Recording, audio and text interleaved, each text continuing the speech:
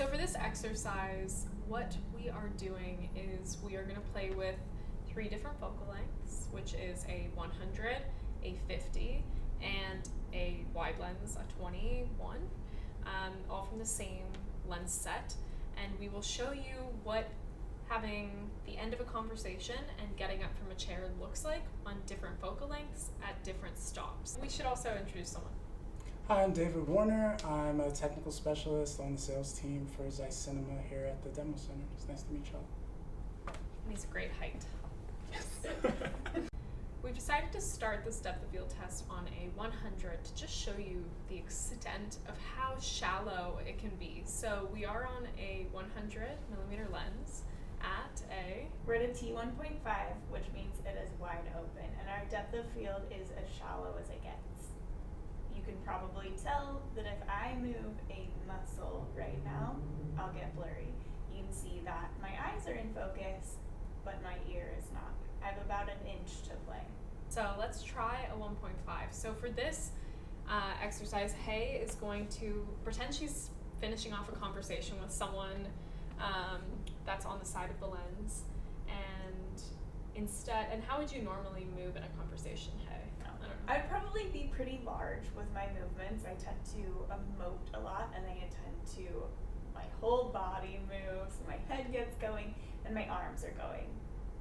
You probably feel sick watching that. So for this, even the slightest move is going to feel pretty big. So if I even do this while I'm talking, probably enough. Yeah, it's so the thing to remind yourself as an actor for depth of field is that the left of right of frame will not change your focus. You'll be on the same as what we call focal plane. However, it's when you begin to move forward and backward that we then, as camera assistants or DPs, start to freak out a little, because we can't get you, we can't anticipate what your next move is going to be unless we rehearse it and we see that you're telegraphing, so what's your cue before you get up? And so this is something to consider. So here we are with, what was it, 1 inch of focus? Yeah, okay, great.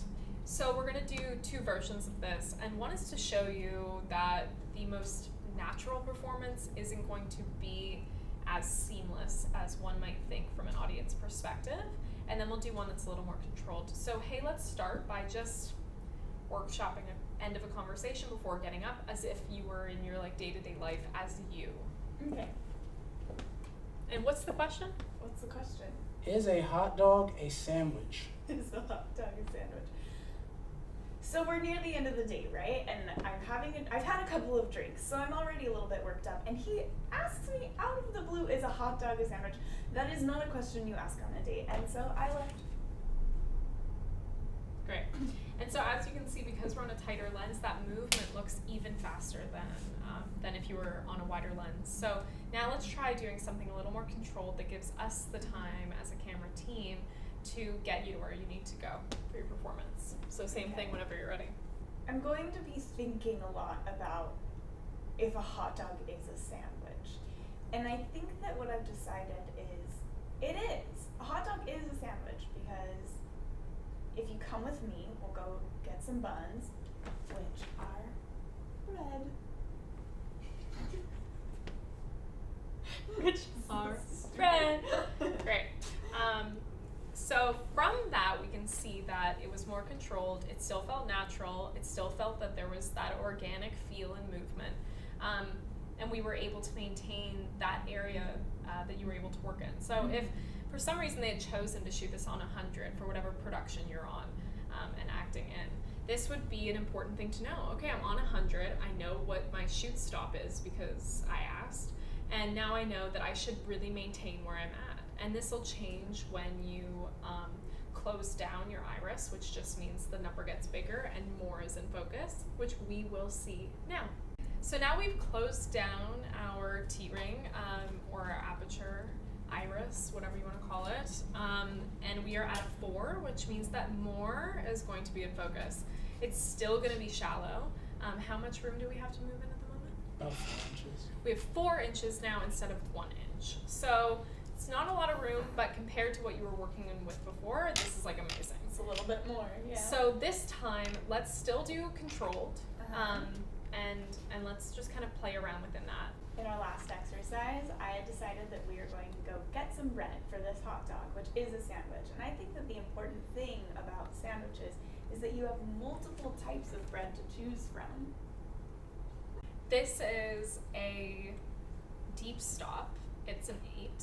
And that means that we will have the most room to play in than we have so far. And you'll see that as Hay demos another conversation about, is a hot dog a sandwich? The discussion continues. So let's see. Is a hot dog a sandwich? Hay on a 100mm lens at a T8. Before I move, Dave, how much space do I have? You have about 7 inches. 7 inches back and forth. So much space Oh. compared to that 1 inch. Wonderful.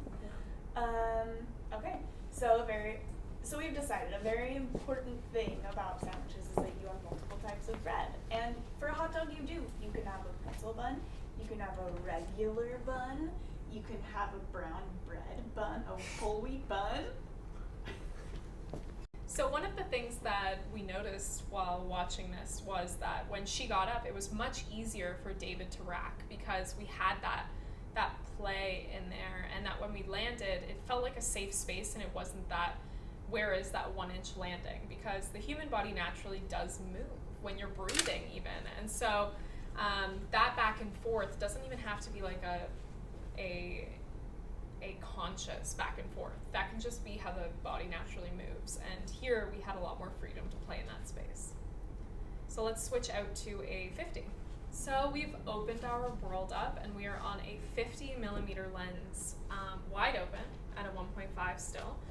And for this, you can see our frame is wider because we went from 100 to a 50. And what that means for us is, like our rule of thumb, we have more of the world to play in, more in focus. So how much space do we have to play in, David? About 2 inches.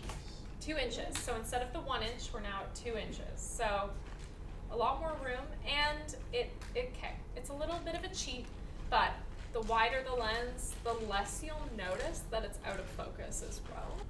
It is. I'm going to keep telling you why. We have our different bread options that we know about. And now, another important thing is fixins. You gotta have different kinds of fixins on your sandwich. So that's great. We can see that the perception of what is in focus and what isn't, it's a little easier to cheat our way through it. But she only had 2 inches. However, a lot of that on this monitor here, because it was smaller, looked in focus. So you do have more room to play in, even though it's 2 inches, and the wider the lens, the less you can perceive to be out of focus. So you can cheat your way through it a little bit. So now we've stopped down and I have about 7 inches to play in. Okay, fantastic. A hot dog is a sandwich. The most important fixin that goes inside your hot dog or a sandwich is a protein option.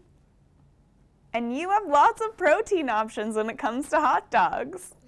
So how did that feel? Pretty free. I could do kind of what I needed to do. So we're on our widest lens for this test, and the thing you'll notice is that a lot more is in focus.